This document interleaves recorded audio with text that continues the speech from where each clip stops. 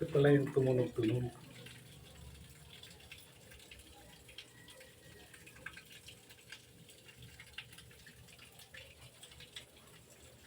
Isa siya.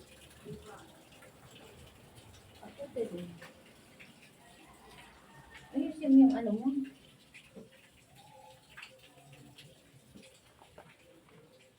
Sa kabila yung maraming butterfly. Doon no, doon no. Saan? Doon.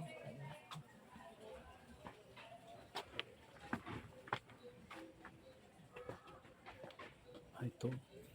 Ay, kaloka. Ano yan, Han? Ano ka lumapit yan, Han? May salamin.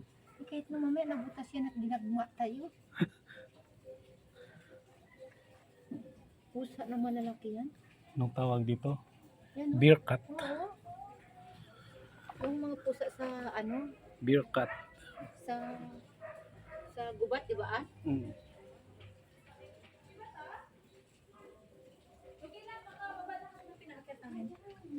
Dito na kayo.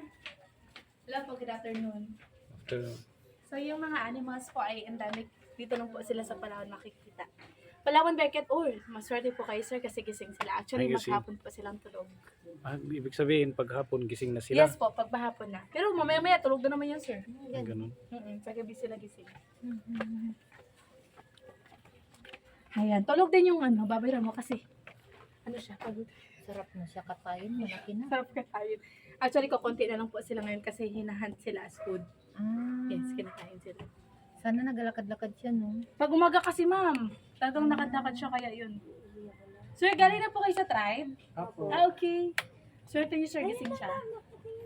Tulog lang talaga yun buong maghapon minsan. Kaya ito po yung butterfly na nag-mate. Ganyan po sila mag-mate. Ay, ganyan sila. Magkadikit yung mga dulo nila.